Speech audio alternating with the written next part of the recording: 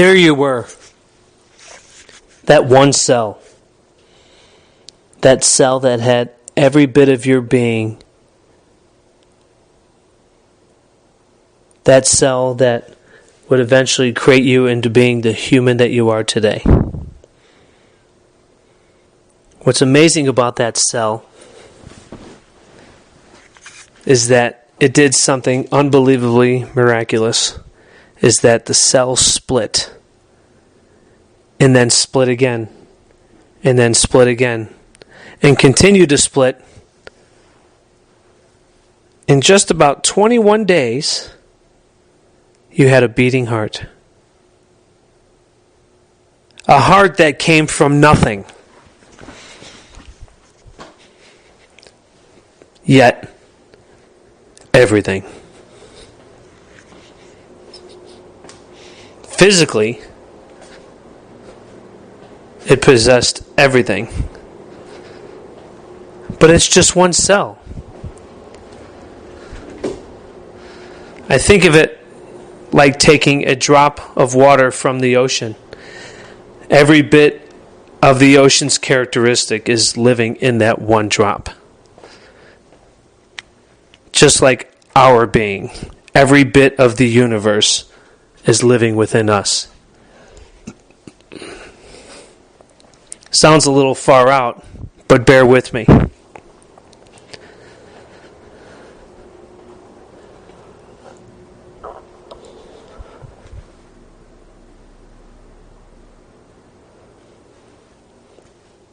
Every 5 to 8 minutes, you have a new stomach lining. Every 6 weeks, you have a new liver. Every 4 months, you have new blood. Every 35 days, new skin. 12 months, new bones. I can go on and on. It's amazing. Divinely amazing. Yet we have no control of these things. We have control of our thoughts, but we don't have any control of our body. What's interesting is you can remove a muscle or a bone or even an artery or vein, and that part of the body will still remain alive. Maybe not for long, but it'll still be alive. But if we remove the nerve to where that part of the body is located or attached to, that part of the body will die instantly. It's the nerve system that gives us life. Literally, it's the lifeline from the brain to the body. So it allows us to be us on a physical plane.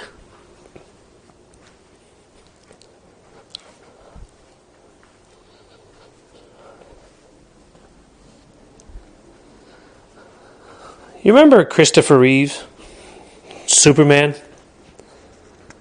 He had an accident. Just terrible accident.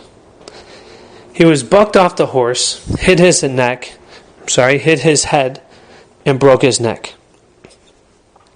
He couldn't breathe on his own, digest food, go to the bathroom on his own, move his arms and legs, have a bowel movement. I mean, all of the systems shut down at one location, at the base of his skull. As he hit his head, he broke a vertebrae called the atlas vertebrae, cervical vertebrae number 1. And within that vertebrae houses the most important and vital area of our entire body, called the brainstem, or the medulla oblongata. Chiropractors, physical therapists, medical doctors, surgeons all argue about the location of this brainstem. But what I do know is it is the junction where the brain and the spinal cord meet. So regardless of whatever you title it, you had seen what happened to Christopher Reeve due to the compromise in this area. But that was a break. He broke the bone. But what if that vertebrae were to just misalign. Literally, just kink the brainstem area. And you can't feel it because we don't have any sensory nerves or pain fibers within our spinal canal. Our spinal cord doesn't possess any of those. When Christopher Reeve broke his neck, there wasn't pain. He heard a noise. There was just paralysis. So when people come to me and say, oh, I can feel my neck is out or my low back is out, you can't feel out. It's impossible. You might feel a symptom because of that, but you can't feel that compromise within your spine. This is what makes the care that I offer so unique, so completely different than anything you've ever had before. It's called upper cervical chiropractic care. Unfortunately, the word chiropractic has been so bastardized over the last 100 years because there are hundreds upon hundreds of different types of chiropractors and or techniques on how to adjust or manipulate the spine. And then people water it down by doing several other things to chiropractic. That's a whole other story and probably another book.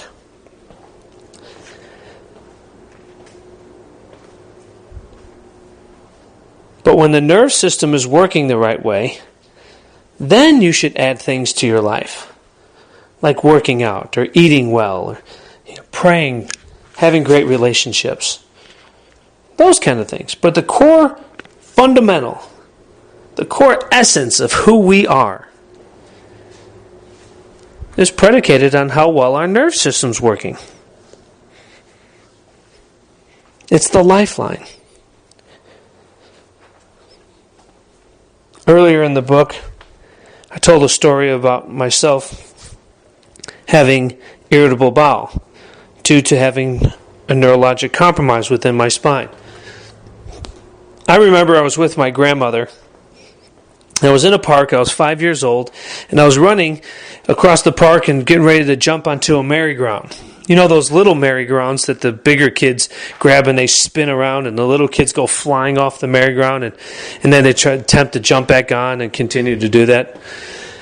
And I leaped in the air and it hit me square in the face and broke my nose. I remember it like yesterday. My grandmother picks me up. I'm bleeding all over her blouse, and she's holding me, and she's consoling me. You put an ice pack and a towel over the nose. The bleeding stops. The tears stop. And okay, go ahead and go play, Eddie. Everything's good. I wish my family knew, or the rest of society knew, the importance of the nerve system after a trauma like that. Because maybe I wouldn't have developed an irritable bowel. But on the flip side, I wouldn't have been able to write this book either. Fast forward a year, I'm 6 years old, riding my bicycle, and first kid on the block riding no-handed. The little Eddie with the ego showing off, and my yellow bike with the banana seat and the flag on the back of it. I remember it like yesterday. And I'm going side to side on the sidewalk, and the handlebars spin. I flip over the handlebars, hit my face, and cracked my front tooth. Split my front tooth right in half. So that was a trauma to my spine on the merry-go-round that was rotational. It turned my head in the no position. And then I had a trauma a year later to my spine that moved my head in the yes position. So that, again, moved the atlas vertebrae probably in an abnormal direction. Now I'm in 8th grade, riding my skateboard, and I can't tell you how many hundreds of times I have fallen and landed in all sorts of positions, from skinning my knee, hitting my shoulder, hitting my chin, hitting the back of my head. They all add up. Now I'm 16 years old, driving my first car, and about 3 months after getting my license, I get into a car accident. I've had 8 car accidents or have been in them since. Here's the thing. We all have had different traumas. From crawling as a child, standing up next to the coffee table and then falling and hitting our head on the side of the table or floor, to birth trauma, to sleeping on our stomach, poor posturing, sitting at our desk at work, standing up too much in a factory. I mean, it's endless on what we do. Now, today, we're on the computers, we're on the iPhones, or the iPods, text neck, our head is leaning so far forward, all of us look like Neanderthals as we're all chasing our heads down the block. These traumas add up, and it stretches and it contorts the spine to where the spine begins to break down faster than it should. We get spinal decay, disc degeneration, develop into headaches and fibromyalgia, digestive issues, and the list goes on and on. All of which could have been prevented if we do what has been told, or at least spoke about in this book.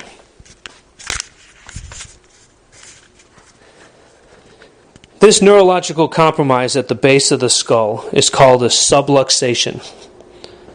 Subluxation. Not a dislocation, but a little bit less than a dislocation. It's subluxed. And chiropractors use this term when they feel, some of them just feel your neck and say, oh, that really feels out. You can't feel out. You can feel a misaligned vertebrae, but it doesn't mean it has neurologic compromise. So there's got to be some way of gauging the nerve system, and there is. I have an instrument that I run up your spine. I simply glide this instrument up the spine, and it measures heat coming from one side of the spine to the next.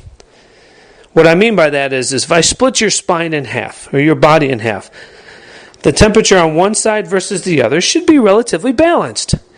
And if it's hotter on one side over the other, why is that?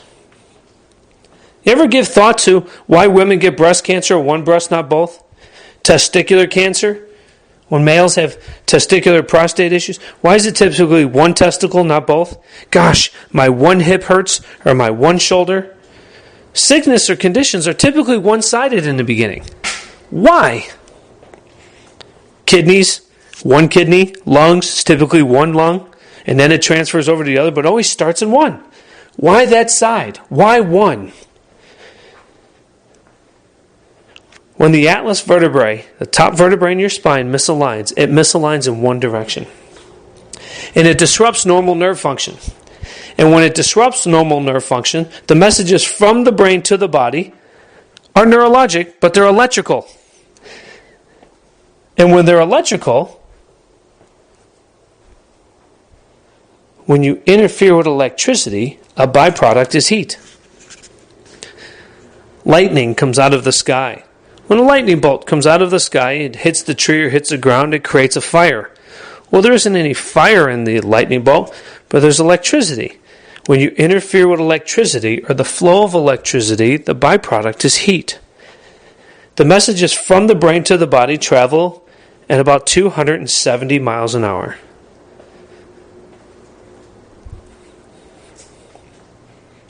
That always intrigued me. I remember when I was 23 years old and I was in gross anatomy class and I'm doing my first dissection on my cadaver.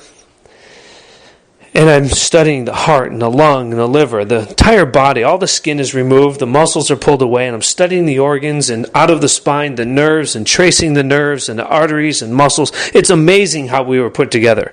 Absolutely divine. And at 23 years old, I had an aha moment. Just an aha. And I called my instructor over. And I said, "Sir, I have a question. At one time," and I was happened to hold the sciatic nerve in the back of the leg. At one time, there were electrical signals, or at least electricity within this nerve, giving this part of the body movement or life. He said, "Okay." I said, "So where's the electricity come from?" And he looks at me and said, "What?" "No, seriously, where does the electricity come from?" I understand plumbing and the foundation and electricity. I used to help my father build homes. I get that. Our body has the same thing. So where's the generator? Where does the electricity come from? He looks at me and states, Eddie, I've been doing this 26 years, and nobody has ever asked me where the heck the electricity comes from. And I said, and he goes, well, that's just life. And I looked at him, and this is the first time this word has ever left my mouth. I was 23 years old. And I said, that's God. And he looked at me with a little smirk and walked away. And my ego, that I thought I knew everything about life, because that's what most people that don't have any relationship with God tend to have, a pretty large ego, shrunk to the size of a pea. And I said, I knew nothing of this world. I felt so small because I thought I had things, or this thing called life, figured out at that point in time in my life. And that's when the seed of curiosity towards the relationship of God